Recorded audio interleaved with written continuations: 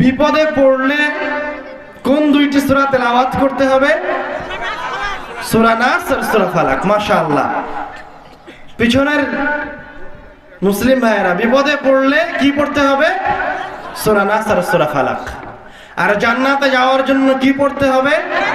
আয়াতুল কুরসি।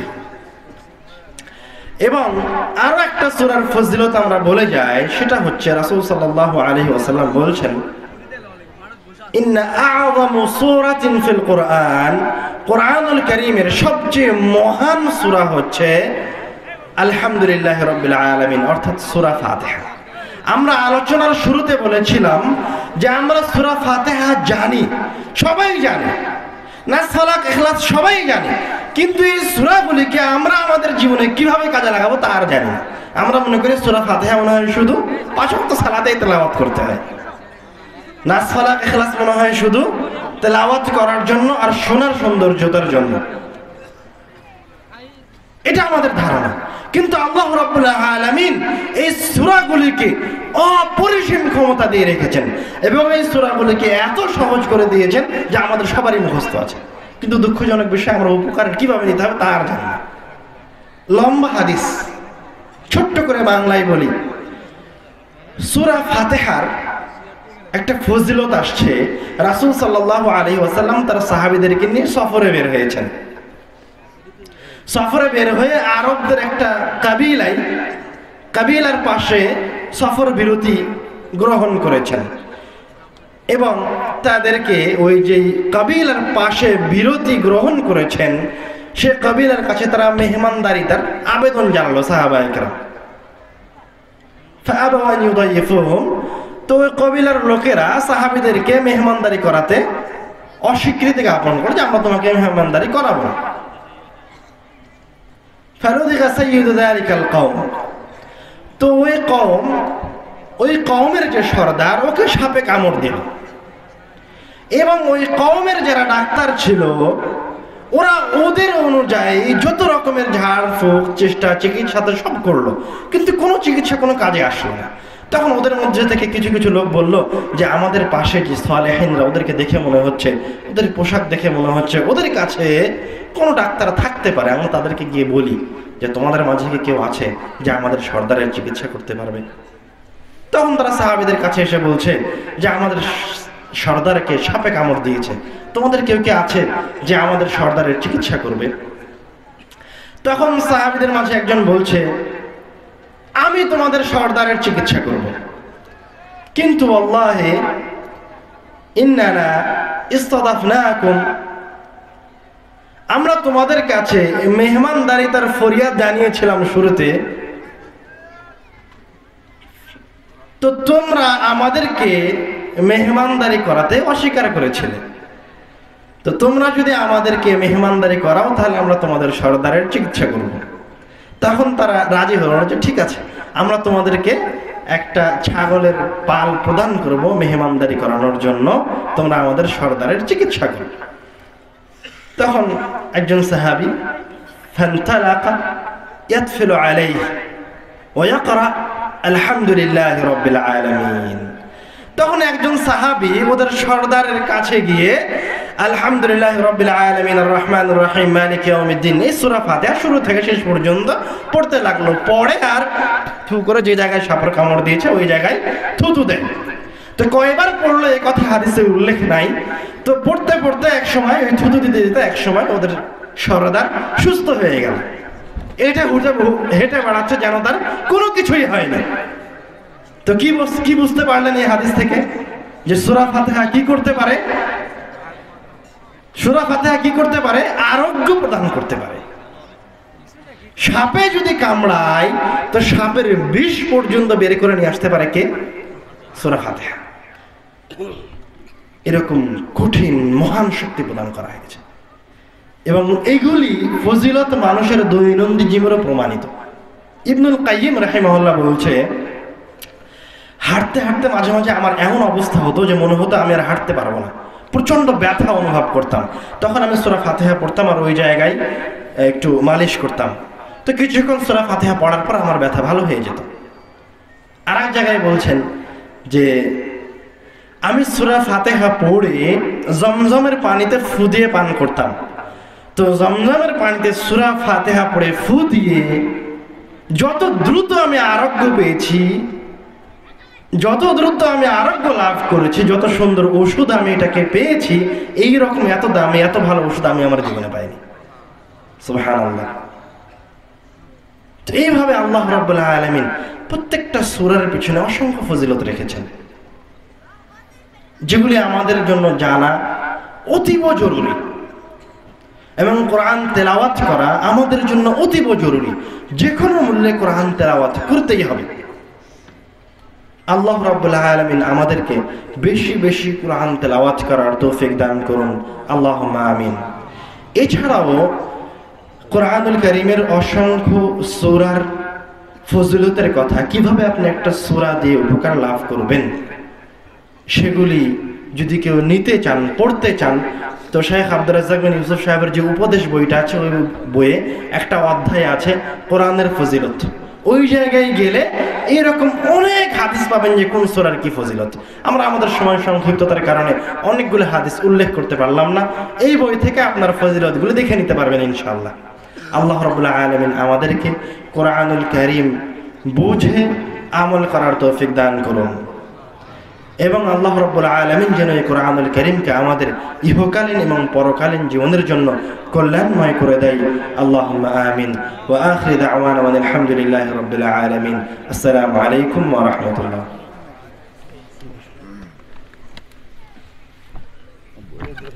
আপনার সামনে ফুটে ওঠে, আপনি যেন এটা না মনে করেন যে সূরা ফাতিহা মুখস্থ করা হয়েছে শুধুমাত্র 5 ওয়াক্ত সালাতে তেলাওয়াত করার জন্য। না, সূরা ফাতিহা শুধু 5 ওয়াক্ত সালাতে তেলাওয়াতের জন্য নয়। নাস, ফালাক, ইখলাস শুধু সালাতেই তেলাওয়াত করতে হবে, এমনি তেলাওয়াত করতে হবে, শুধু তাই নয়, এগুলির আরো অনেক কার্যক্ষমতা রয়েছে। দুঃখের বিষয়, আমার আপনার সূরা ফাতিহা মুখস্থ আছে, কিন্তু সূরা ফাতিহা কি কি করতে পারে তা কি আমাদের জানা আছে? কে বলতে পারবেন সূরা ফাতিহা কি কি করতে পারে? কয়জন মানুষ আছেন? হাত উঠান দেখি। কেউ আছেন? কেউ নাই। অথচ আল্লাহ রাব্বুল আলামিন সীমাহীন শক্তি দিয়ে রেখেছে সূরা ফাতিহার মাঝে, নাস, ফালাক, ইখলাসের মাঝে সীমাহীন শক্তি দিয়ে রেখেছেন। আমার আপনার অসংখ্য প্রয়োজন, দুনিয়াবী জীবনের যত প্রয়োজন আছে এবং আখিরাতি জীবনের যত প্রয়োজন আছে এবং বারজাখের যত প্রয়োজন আছে, সব প্রয়োজনের সমাধান আল্লাহ রাব্বুল আলামিন কোরআনুল কারীমের বিভিন্ন সূরাতে রেখেছেন। কিন্তু দুঃখের বিষয় যে দুই একটা সূরা আমাদের মুখস্থ আছে, সেগুলি কিভাবে ব্যবহার করব, কিভাবে ওই সূরা থেকে উপকার লাভ করব, তা আমাদের জানা নাই। তো আমাদের আলোচনায়, এই গুরুত্বপূর্ণ সবচেয়ে দামি মূল্যবান আলোচনায় আমরা কোরআনুল কারীম নিয়ে আলোচনা করব, যার শুরুতেই থাকবে কোরআনুল কারীম নিয়ে সামান্য ধারণা, তারপরে থাকবে কোরআনুল কারীমের বৈশিষ্ট্য, তারপরে থাকবে কোরআনুল কারীমের যে সূরাগুলি আমাদের মুখস্থ আছে, এই সূরাগুলি আমরা আমাদের জীবনের বিভিন্ন সময়ে বিভিন্ন উপায়ে কিভাবে কাজে লাগাবো। তারপরে কোরআনুল কারীমের বিভিন্ন সূরার ফজিলত দিয়ে আমরা আমাদের আলোচনার শেষের দিকে যাব ইনশাআল্লাহ। ওয়া মা তাওফীকি ইল্লা বিল্লাহ। আমরা শুরুতে আসি, আল কোরআন শব্দের অর্থ কি? কেউ বলতে পারবেন আল কোরআন শব্দের অর্থ কি? আমি আপনি মুসলমান কোরআনের মাধ্যমে, আর কোরআন শব্দের অর্থ জানেন না, কি দুঃখজনক, হতাশাজনক। আরবি ভাষায় কোন শব্দের অর্থ জানার জন্য ওই শব্দের মূল অক্ষরের দিকে ফিরে যেতে হয়। তো আমরা দেখবো আল্লাহ রাব্বুল আলামিন এই কোরআন শব্দটিকে কোন অক্ষরগুলি থেকে নিয়ে এসেছেন এবং কি অর্থে ব্যবহার করেছেন।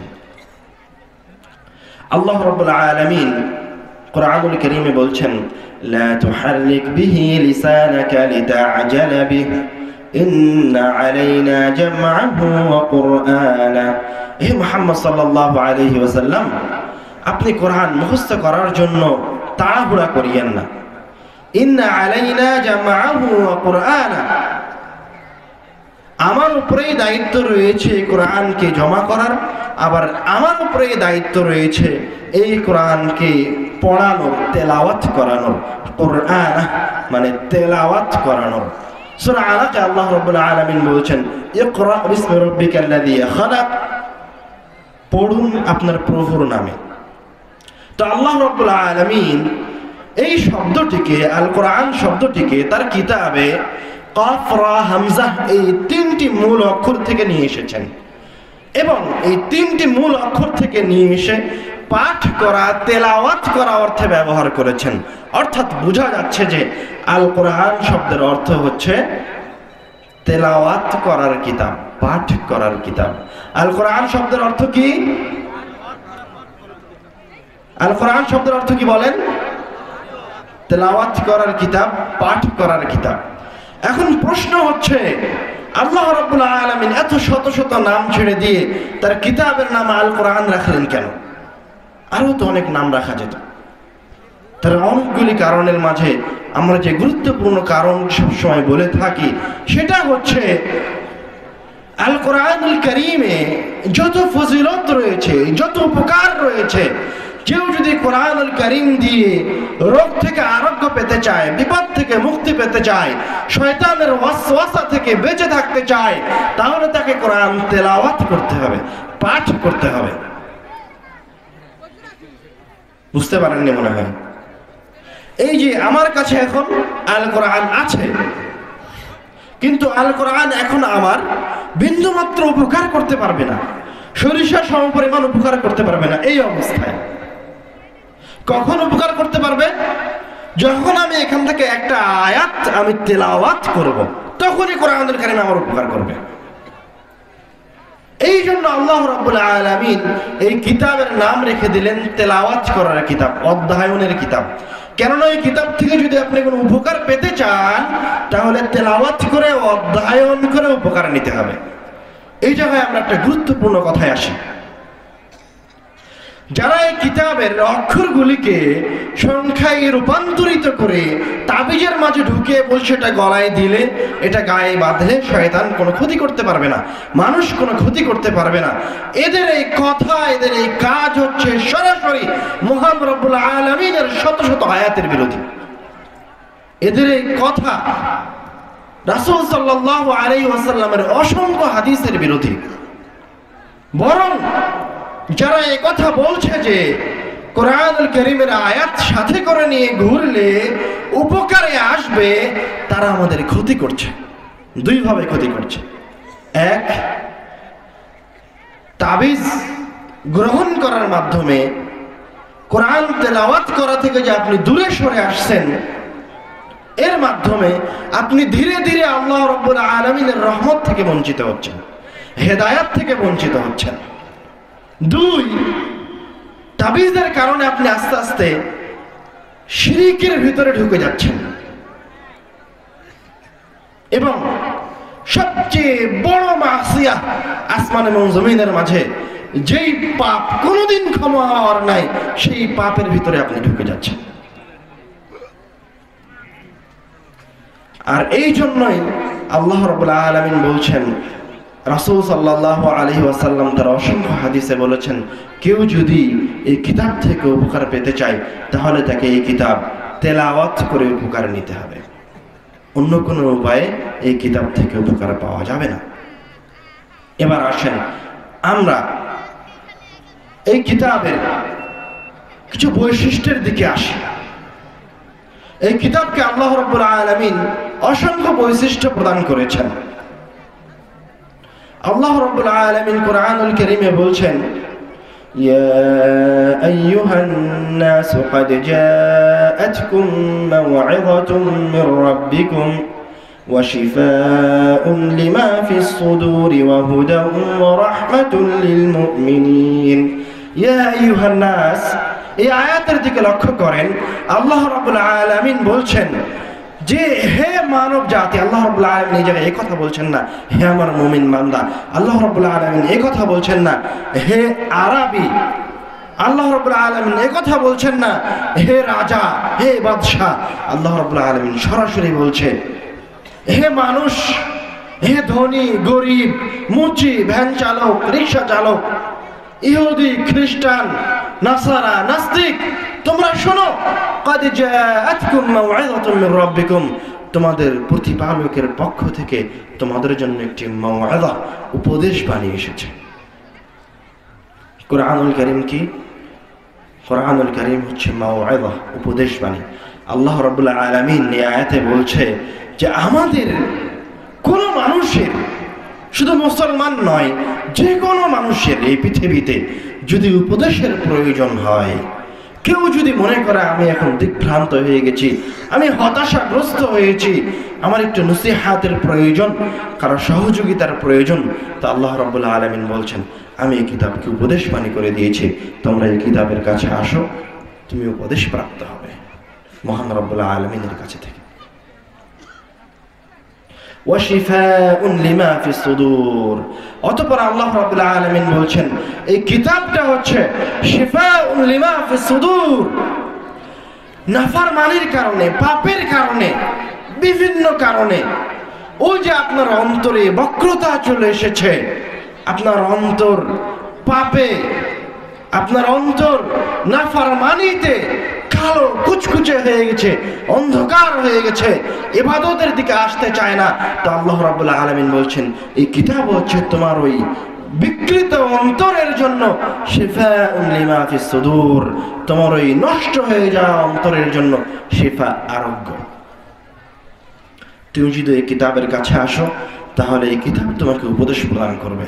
তুমি যদি এই কিতাবের কাছে আসো তাহলে এই কিতাব তোমার অন্তরে যত বালা ব্যাধি রয়েছে, যত পাপাচার রয়েছে, সব কিছু থেকে বের করে নিয়ে এসে তোমাকে একটা পবিত্র অন্তর প্রদান করবে। সুবহানাল্লাহ।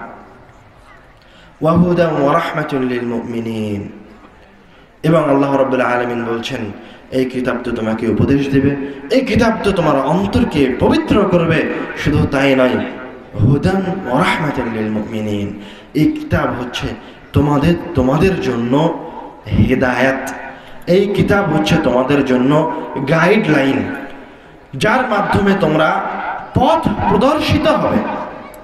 এই কিতাব হচ্ছে যখন তুমি এই কিতাবের কাছে আসবে তখন এই কিতাব তোমাকে নিজে সঠিক রাস্তায় নিয়ে যাবে।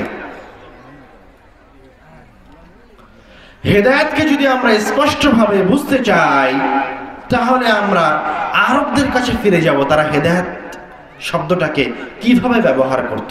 হেদায়েতটা কি আসলে? কুরআনুল কারীমের হেদায়েত।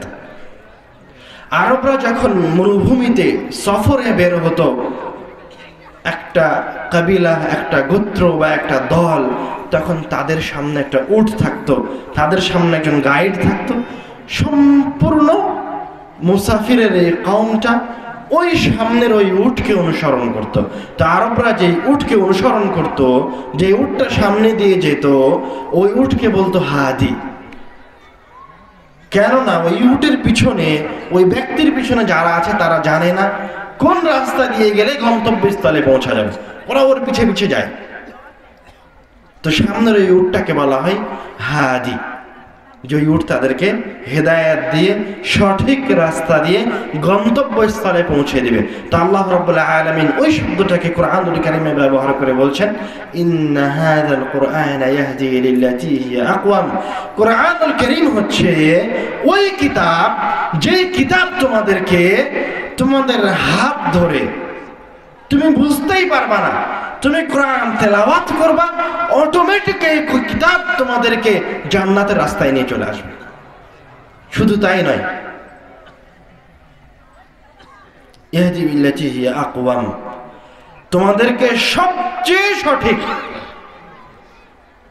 একটু আঁকা বাঁকা নয়, সবচেয়ে সঠিক রাস্তা দিয়ে তোমাদেরকে জান্নাতে পৌঁছে দেবে। ইন্না হাযাল কুরআনা ইয়াহদি লিল্লাতী হিয়া আকওয়াম, শুধু যে জান্নাতে পৌঁছে দিবে তা নয়, তুমি তোমার জীবনের যে কোনো প্রেক্ষাপটে, যে কোনো সময় বুঝতে পারছো না যে তুমি কি করবা, আমি বুঝতে পারছি না আমি কি করব, সিদ্ধান্তহীনতায় ভুগছি, আমি বুঝতে পারছি না আমি কি করব, কোন মাযহাবের অনুসরণ করব না কোন ফেরকার অনুসরণ করব, না কার সাথে থাকবো, কার সাথে উঠবো বসবো। তা আল্লাহ রাব্বুল আলামিন বলছেন তুমি কোরআনুল কারীমের কাছে আসো, কোরআনুল কারীম তোমাকে সবচেয়ে সঠিক জায়গায় পৌঁছে দিবে, তোমার সঠিক সিদ্ধান্তে পৌঁছে দিবে, কারো কাছে যাওয়া লাগবে না। আমরা যদি এই হেদায়েতকে আরো স্পষ্ট করে বলি, তাহলে এই হেদায়েতটা যে কতটা সূক্ষ্ম, কতটা সুন্দর, কতটা চমৎকার, তার অসংখ্য নমুনা এই পৃথিবীতে রয়ে গেছে। এখনো আপনি যদি গুগলে গিয়ে সার্চ দেন যে শুধুমাত্র কোরআন তেলাওয়াত শুনে ইসলাম গ্রহণ করেছে, তো অসংখ্য মানুষ পাবেন। শুধু তাই নয়, যে কোরআনুল কারীমের অনুবাদ বুঝে না, সেও অনেক সময় শুধু কোরআন তেলাওয়াত শুনে ইসলামের দিকে ধাবিত হয়েছে। সুবহানাল্লাহ। যে ওমর রাদিয়াল্লাহু তাআলা আনহু এই প্রতিজ্ঞা করে আছে যে আমি মুহাম্মদকে হত্যা করব, সেই মুহাম্মদ সাল্লাল্লাহু আলাইহি ওয়াসাল্লাম সেই ওমর রাদিয়াল্লাহু তাআলা আনহু কোরআন তেলাওয়াত শুনে এখন বলছে যে মুহাম্মদ কই, আমাকে মুহাম্মাদের কাছে নিয়ে যাও, আমি ইসলাম গ্রহণ করব। সুবহানাল্লাহ। এর নাম হচ্ছে হেদায়েত। কোরআন তেলাওয়াত শুনবেন অথবা কোরআন তেলাওয়াত করবেন, এই কোরআন আপনার অজান্তে আপনাকে হেদায়েত প্রদান করবে, সঠিক রাস্তায় পৌঁছে দিবে। আল্লাহ রাব্বুল আলামিন জিনদের হেদায়াতের একটা ঘটনা কোরআনুল কারীমে বর্ণনা করেছেন। জিনেরা তথ্য সংগ্রহের জন্য আসমানের নিকটবর্তী স্তরে যায়, পৃথিবীতে কোথায় কি হবে সেটা শোনার জন্য। তো এক সময় গিয়ে তারা আসমানের নিকটে যায়, যখনই কাছে যায় তখনই শিহাব নামক তারকা অগ্নিস্ফুলিঙ্গ তাদের দেহা ধাওয়া করে আসে, তারা আসমানের নিকটে যেতে পারে না। তখন তারা তাদের সর্দারের কাছে এসে বলে, হাইলা বাইনানা ওয়া বাইনা খাবারিস সামা, আমাদের মাঝে আর আসমান থেকে যে আমরা খবর সংগ্রহ করতাম, যেই জায়গায় আমরা বসে বসে আসমানে কি হচ্ছে, দুনিয়াতে কি হবে এগুলো শ্রবণ করতাম, ওই জায়গায় আমরা যেতে পারছি না।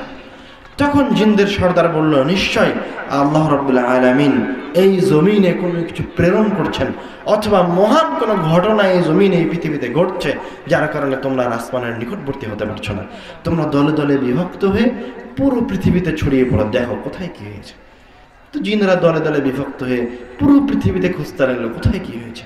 খুঁজতে খুঁজতে জিনদের একটা দল উকাজ নামক বাজারে এসে পৌঁছালো, আরবের, যেখানে রাসূল সাল্লাল্লাহু আলাইহি ওয়াসাল্লাম তার সাহাবীদেরকে নিয়ে ইশা অথবা ফজরের সালাত আদায় করছিলেন। তো জিনেরা যখন ওই জায়গায় পৌঁছলো, আল্লাহ রাব্বুল আলামিন কোরআনুল কারীমে তাদের কথা বর্ণনা করছেন এইভাবে, وَإِذْ صَرَفْنَا إِلَيْكَ نَفَرًا مِنَ الْجِنِّ يَسْتَمِعُونَ الْقُرْآنَ فَلَمَّا حَضَرُوهُ قَالُوا أَنصِتُوا।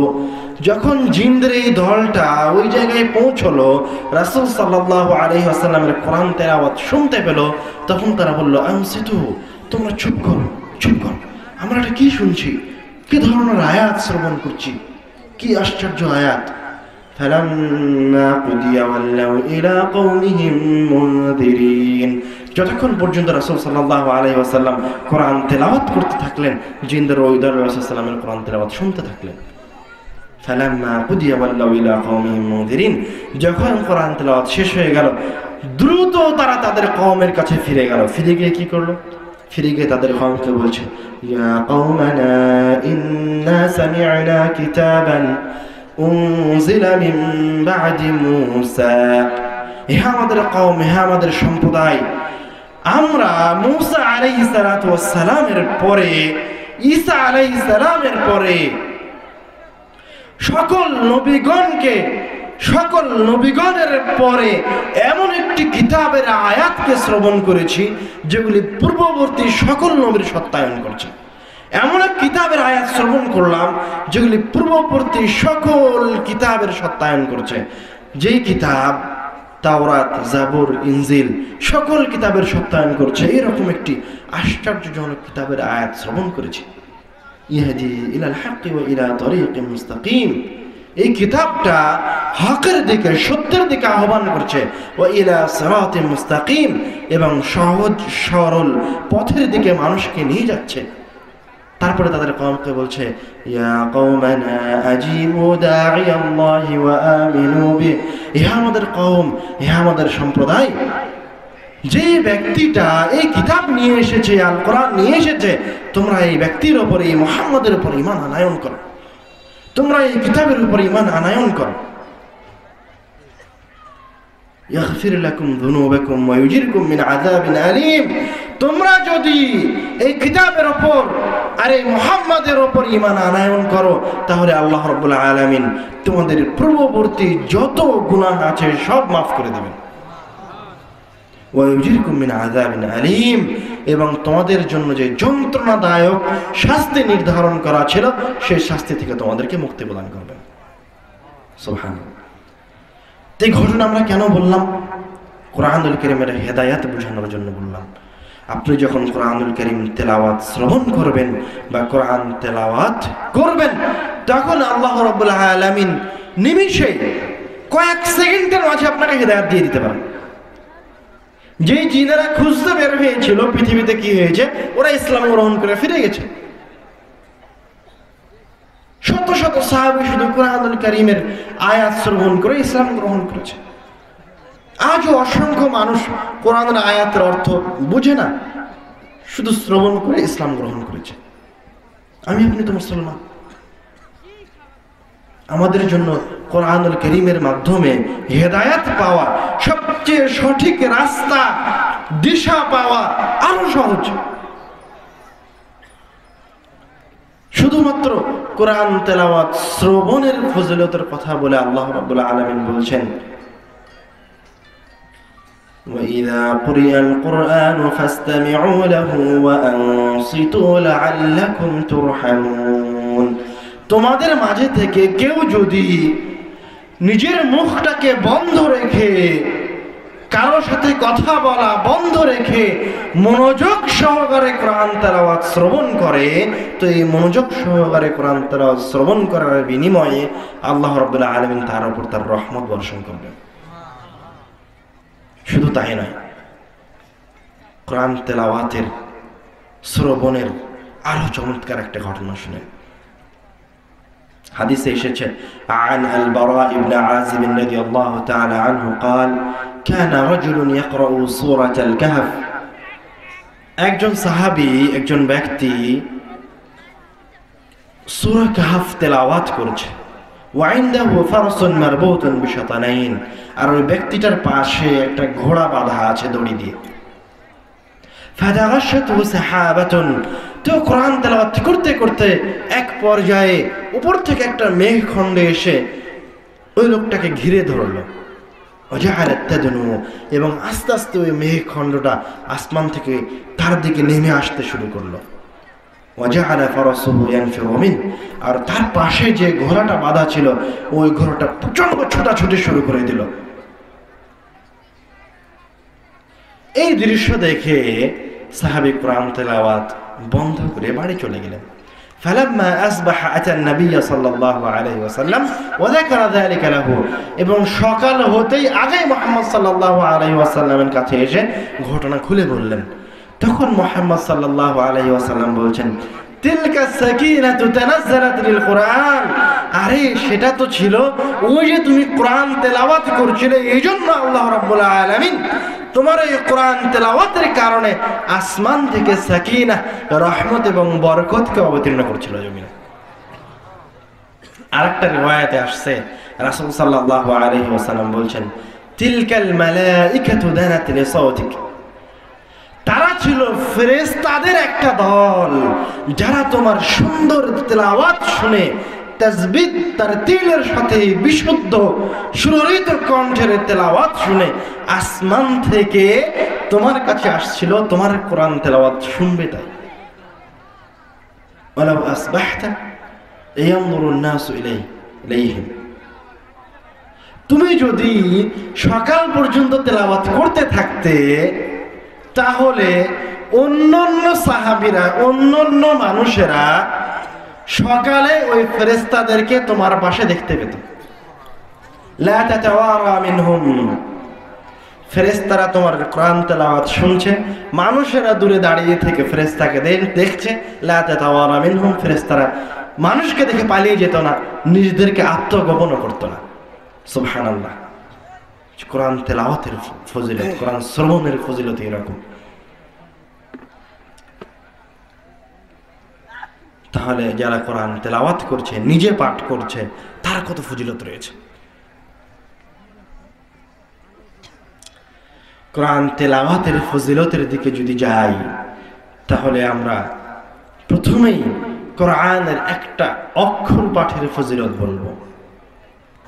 হাদিসে এসেছে عن أنس بن مالك رضي الله تعالى عنه قال قال رسول الله صلى الله عليه وسلم رسول صلى الله عليه وسلم বলেছেন من قرأ حرفا من كتاب الله فله به حسنة والحسنة بعشر أمثالها।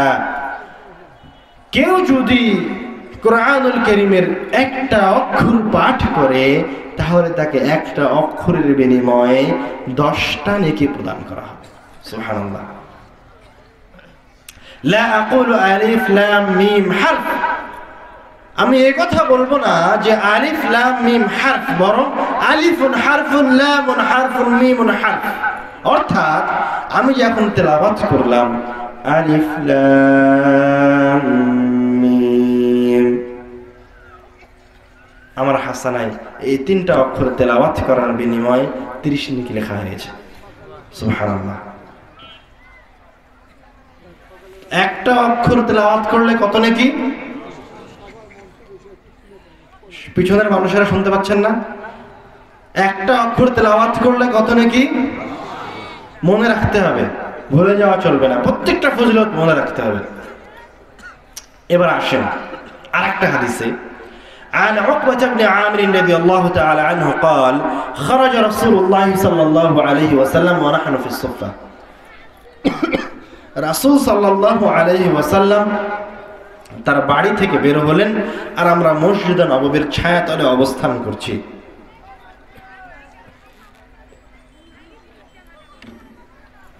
فقال أيكم يحب أن يغدو كل يوم إلى بطحان أو العقيق فيأتي منه بناقتين كوماوين من غير إثم ولا قطع رحم। রাসূল সাল্লাল্লাহু আলাইহি ওয়াসাল্লাম সাহাবীদের কাছে এসে বলছে, তোমাদের মাঝে কি এরকম কেউ আছে যে বুতহান অথবা আকিক নামক বাজারে গিয়ে সবচেয়ে দামি উঁচু কোজ বিশিষ্ট 2টি উটনি ফ্রিতে নিয়ে আসবে? এরকম কেউ কি তোমাদের মাঝে আসে? তখন সাহাবায়ে কেরাম বলছে, কুল্লুনা নুহিব্বু যালিকা ইয়া রাসূলুল্লাহ, ফ্রিতে সবচেয়ে দামি 2টি উটনি পাওয়া যাবে। উট তো সবচেয়ে দামি সম্পদ আরবদের কাছে, ওই সময়ের সবচেয়ে দামি সম্পদ। সাহাবীরা খুশি হয়ে বলছে, কুল্লুনা নুহিব্বু যালিকা ইয়া রাসূলুল্লাহ, আমরা সকলেই তো চাই, হে আল্লাহর রাসূল বলেন কি করা লাগবে? তখন রাসূল সাল্লাল্লাহু আলাইহি ওয়াসাল্লাম বলছেন, আফালা ইয়াগদু আহাদুকুম ইলাল মসজিদ فيعلم أو يقرأ آيتين من كتاب الله خير له من ناقتين। তোমাদের মাঝে থেকে কেউ যদি মসজিদে গিয়ে কোরআনুল কারীমের 2টি আয়াত তেলাওয়াত করে অথবা আরেকজনকে 2টি আয়াত শিখিয়ে দেয়, তাহলে তাকে 2টি আয়াতের বিনিময়ে সবচেয়ে দামি 2টি উটনির সমপরিমাণ নেকি তার আমলনামায় লিপিবদ্ধ করা হবে। সুবহানাল্লাহ। তারপরে বলছেন, ওয়া সালাতুন খায়রুন লাহু মিন সালাত ওয়া আরবাউন খায়রুন লাহু মিন আরবা' ওয়া মিন আ'দাদিহিন্না মিনাল ইবল। এইভাবে যে ব্যক্তি মসজিদে গিয়ে যতগুলি আয়াত তেলাওয়াত করবে মসজিদে বসে, যতগুলি আয়াত আরেকজনকে শিখিয়ে দিবে মসজিদে বসে, ততগুলি আয়াতের বিনিময়ে তার আমলনামায় একটি করে উটের সমপরিমাণ নেকি লিপিবদ্ধ করা হবে। সুবহানাল্লাহ। এই হাদিস থেকে 2টি জিনিস স্পষ্ট হচ্ছে। এক,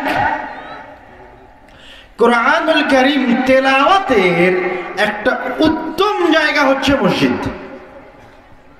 কোরআনুল কারীম বাসায় বা বিভিন্ন জায়গায় তেলাওয়াত করা যাবে, কিন্তু বিভিন্ন জায়গায় তেলাওয়াত করলে তার স্বাভাবিক অক্ষর প্রতি কত নেকি?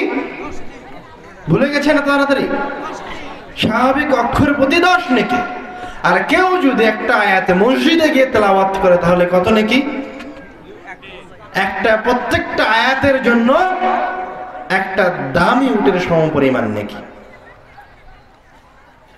দ্বিতীয় ফায়দা এই হাদিস থেকে সেটা হচ্ছে মসজিদ শুধুমাত্র সালাতের জায়গা নয়, মসজিদের আর একটা অন্যতম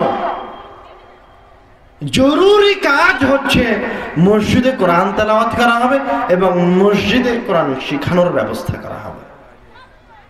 রাসূল সাল্লাল্লাহু আলাইহি ওয়াসাল্লাম এভাবে বলেছেন এবং ইতিহাসও এটাই প্রমাণ করে। আমি যখন মিশরে গেছি, মিশরে গিয়ে দেখেছি আজও আমর ইবনুল আস রাদিয়াল্লাহু তাআলা আনহুর বানানো মসজিদ রয়ে গেছে। আমর ইবনুল আস রাদিয়াল্লাহু তাআলা আনহু মিশর জয় করে আফ্রিকার দুয়ারকে উন্মোচন করেছেন। মিশর জয় করে মুসলমানরা আফ্রিকায় প্রবেশ করেছেন। তো উনি মিশর জয় করার পরে সর্বপ্রথম যে কাজ করেছে, উনি একটা মসজিদ নির্মাণ করেছে। কার অনুসরণ করে? মুহাম্মদ সাল্লাল্লাহু আলাইহি ওয়াসাল্লামের অনুসরণ করে। মুহাম্মদ সাল্লাল্লাহু আলাইহি ওয়াসাল্লাম যখন মক্কা থেকে মদিনায় আসলেন, এসেই সবার আগে সকল মেহমানদারি তার আগে কি করেছে? আগে একটা মসজিদের জায়গা নির্বাচন করেছে। কিসের জন্য? মসজিদে সালাত আদায় করা হবে এবং তালিম, কোরআন শিক্ষার ব্যবস্থা করা হবে। সুতরাং অবশ্যই প্রত্যেকটা মসজিদে কোরআন শিক্ষার ব্যবস্থা বাধ্যতামূলক থাকতে হবে। যদি কোনো কমিটি কোনো মসজিদে কোরআন শিক্ষার ব্যবস্থা না করতে পারে, তাহলে এই কমিটিকে হয় নিজে থেকে ইস্তফা দিতে হবে অথবা গ্রামের মানুষের ইমানি দায়িত্ব এই কমিটিকে বাদ করা। বুঝতে পারেননি কথা? যেভাবেই হোক, যে কোনো মূল্যে, যে কোনো উপায়ে প্রত্যেকটা মসজিদে মক্তবের ব্যবস্থা থাকতে হবেই হবে। আমরা পরের হাদিসে আসি। রাসূল সাল্লাল্লাহু আলাইহি ওয়াসাল্লাম কোরআনের ফজিলতে অনেক হাদিস বলেছেন। তার মাঝে গুরুত্বপূর্ণ আরেকটি হাদিস, রাসূল সাল্লাল্লাহু আলাইহি ওয়াসাল্লাম বলছেন, ইন্না লিল্লাহি আহলিনা মিনান নাস। আল্লাহ রাব্বুল আলামিনের একটা পরিবার রয়েছে এই জমিনের উপরে। আল্লাহ রাব্বুল আলামিনের পরিবারের কিছু সদস্য এই জমিনের উপর বসবাস করে। সাহাবীরা জিজ্ঞাসা করছে, মান হুম ইয়া রাসূলুল্লাহ, তারা কারা হে আল্লাহর রাসূল? যারা এই জমিনে বসবাস করে মহান রাব্বুল আলামিনের পরিবারের সদস্য। তখন রাসূল সাল্লাল্লাহু আলাইহি ওয়াসাল্লাম বলছেন, আহলুল কুরআন হুম আহলুল্লাহি ওয়া খাসাতুহু।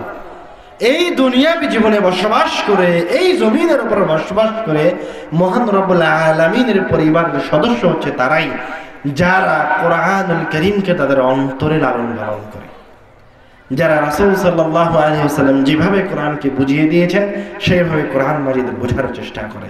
তারা হচ্ছে এই দুনিয়াতে বসবাস করে মহান রব্বুল আলামিনের পরিবারের সদস্য।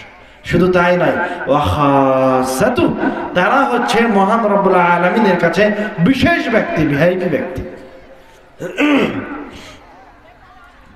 আরেকটা হাদিসে এসেছে, রাসূল সাল্লাল্লাহু আলাইহি ওয়াসাল্লাম বলছেন, ইকরাউল কুরআন,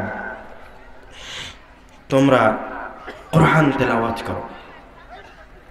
فإن الله تعالى لا يعذب قلبا مع القرآن। যে অন্তর, যে আত্মা, যে ব্যক্তি কোরআন মুখস্থ করেছে, আল্লাহ রাব্বুল আলামিন তাকে কোনদিন শাস্তির সম্মুখীন করবেন না। তারপরের অংশ আরো গুরুত্বপূর্ণ। আমরা বিভিন্ন বিপদ থেকে বাঁচার জন্য বিভিন্ন মাধ্যম, বিভিন্ন উপায় অবলম্বন করি। যেমন যখন বন্যা চলে আসে তখন আমরা আশ্রয় কেন্দ্রে অবস্থান করি। যখন আমাদের সৈন্যবাহিনীরা যুদ্ধে যায় তখন বুলেট প্রুফ জ্যাকেট পরিধান করি। যখন জোরে ঝড় বৃষ্টি আসে তখন শক্ত বাড়ির ছাদের নিচে গিয়ে আশ্রয় গ্রহণ করি। আর রাসূল সাল্লাল্লাহু আলাইহি ওয়াসাল্লাম হাদিসে বলে দিচ্ছেন, ওয়া ইন্না হাযাল কুরআনা মা'দাবাতুল্লাহ ফামান দাখালা ফীহি ফাহুয়া আমিন। হে আমার মুমিন বান্দা, হে আমার মুসলমান বান্দা, জেনে রাখো, ইন্না হাযাল কুরআনা মা'দাবাতুল্লাহ, তোমাদের জন্য সেফ হাউস হচ্ছে, তোমাদের জন্য নিরাপত্তার জায়গা হচ্ছে কুরআনুল কারীম। ফামান দাখালা ফীহি ফাহুয়া আমিন, যে ব্যক্তি এই মহান রব্বুল আলামিনের এই মেহমানখানায় প্রবেশ করলো, যে ব্যক্তি কোরআনের মাধ্যমে আল্লাহ রব্বুল আলামিনের কাছে আশ্রয় চাইলো, ফাহুয়া আমিন, স্বয়ং মহান রব্বুল আলামিন তার নিরাপত্তার ব্যবস্থা করবেন। সুবহানাল্লাহ, এর নাম কোরআন মাজিদ। এখন আমরা আসি কুরআনুল কারীমের বিভিন্ন সূরার ফজিলতের দিকে। আল্লাহ রাব্বুল আলামিন আমাদের জন্য কোরআন তেলাওয়াতকে সহজ করতে চেয়েছেন। আমি আপনি চাইলেই 30 পারা কোরআন নিয়মিত তেলাওয়াত করতে পারবো না। কোরআনের তো অনেক ফজিলত যেগুলো আস্তে আস্তে আসতে থাকবে, কিন্তু আমাদের পক্ষে তো পূর্ণ কোরআন মাজিদ একবার তেলাওয়াত করা সম্ভব নয়, এ কথা আল্লাহ জানেন। এবার আল্লাহ রাব্বুল আলামিন রহিম, রহমান, তিনি অনেক দয়ালু, তিনি আমাদের জন্য কোরআন তেলাওয়াতকে সহজ করে দিচ্ছেন। কিভাবে দেখেন, عن أبي الدرداء رضي الله تعالى عنه قال قال رسول الله صلى الله عليه وسلم رسول صلى الله عليه وسلم বলছেন أيعجز أحدكم أن يقرأ في ليلة ثلث القرآن। তোমাদের মাঝে কি, রাসূল সাল্লাল্লাহু আলাইহি ওয়াসাল্লাম সাহাবীদেরকে জিজ্ঞাসা করছে, তোমাদের মাঝে কি এরকম কোন ব্যক্তি আছে যে এক রাত্রে, নিয়মিত রাত্রে 10 পারা কোরআন তেলাওয়াত করতে অক্ষম? তোমাদের মাঝে কি এরকম কোন ব্যক্তি আছে যে প্রত্যেক রাত্রে 10 পারা কোরআন তেলাওয়াত করতে পারে না? তখন সাহাবীরা বলছে, কাইফা যালিকা ইয়া রাসূলুল্লাহ, 10 পারা কোরআন তেলাওয়াত করা এক রাতে সে কি চারটিখানি কথা? তাকে সম্ভব হে আল্লাহর রাসূল? এবার রাসূল সাল্লাল্লাহু আলাইহি ওয়াসাল্লাম কি বলছে দেখেন। রাসূল সাল্লাল্লাহু আলাইহি ওয়াসাল্লাম বলছেন, কুল হুয়াল্লাহু আহাদ তা'দিলু থুলুসাল কুরআন। হে আমার সাহাবী, তোমরা শোনো, তোমাদের মাঝে থেকে কেউ যদি শুধু কুল হুয়াল্লাহু আহাদ এই সূরাটি একবার তেলাওয়াত করে, তাহলে তার আমলনামায় কোরআনুল কারীমের 10 পারা তেলাওয়াত করার সমান নেকি লিপিবদ্ধ করা হবে। তাহলে কেউ যদি সূরা ইখলাস কুল হুয়াল্লাহু আহাদ 3 বার তেলাওয়াত করে, তাহলে পুরো কোরআনুল কারীম তেলাওয়াত করার সমান নেকি পেল। সুবহানাল্লাহ, এইভাবে আল্লাহ রাব্বুল আলামিন কোরআন তেলাওয়াতকে সহজ করে দিয়েছেন। عن أمامة الباهلي رضي الله تعالى عنه قال قال رسول الله صلى الله عليه وسلم رسول صلى الله عليه وسلم বলেছেন, من قرأ آية الكرسي دبر كل صلاة مكتوبة لم يمنعه من دخول الجنة إلا الموت। দেখেন, চমৎকার একটা হাদিস, মনোযোগ সহকারে শুনেন, চমৎকার একটা হাদিস।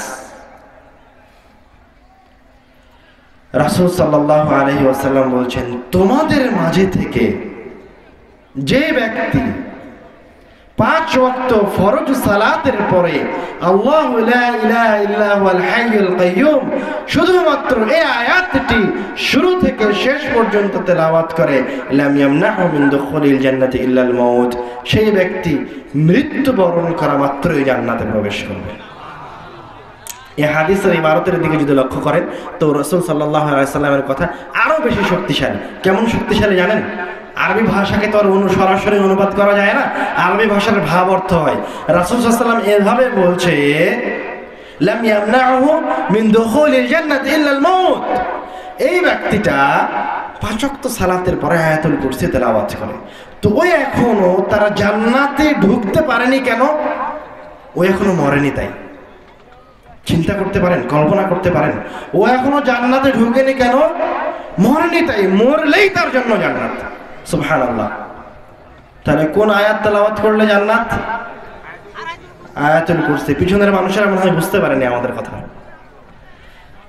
কোন আয়াত 5 ওয়াক্ত সালাতের পরে তেলাওয়াত করলে জান্নাত পাওয়া যাবে?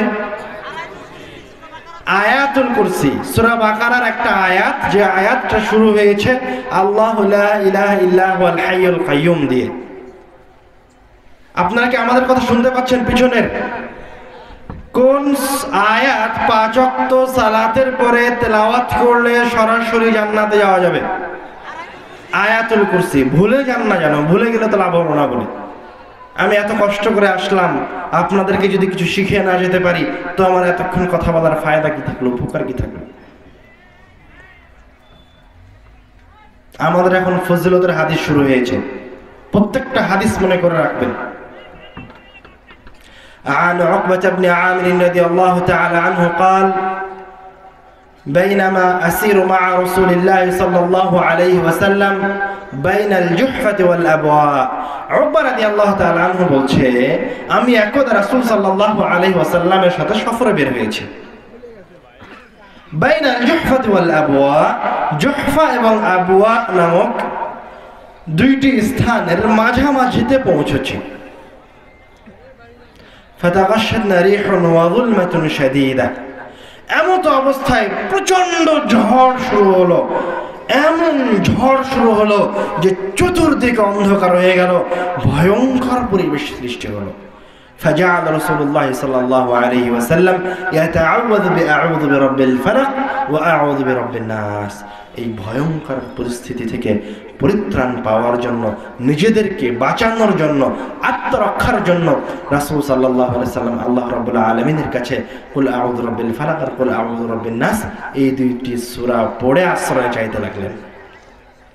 এবং তার সঙ্গী, সফর সঙ্গী উকবাকে বলছেন, ইয়া উকবা তাআওয়ায বিহিমা ফামা তাআওয়াযা মুতাআওযিন বিমিসলিহিমা।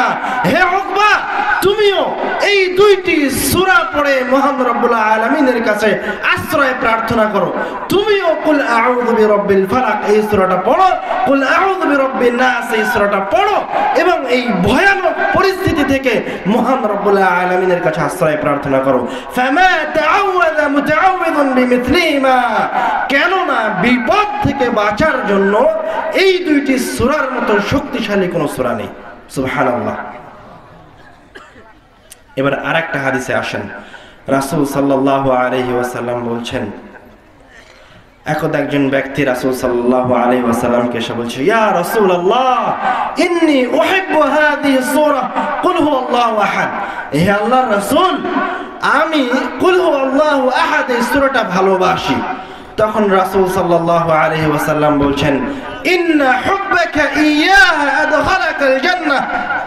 কুল হুয়াল্লাহু আহাদ সূরার প্রতি তোমার ভালোবাসা তোমাকে জান্নাতে পৌঁছে দিবে। সুবহানাল্লাহ।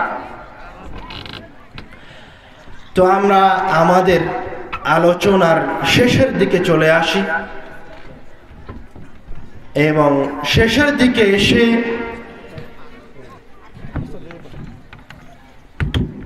আমরা আমাদের আলোচনার শেষের দিকে এসে আমরা ফজিলতের যে হাদিসগুলি বলেছি তার একবার রিভাইজ করে নেই, যেন ভুলে না যাই।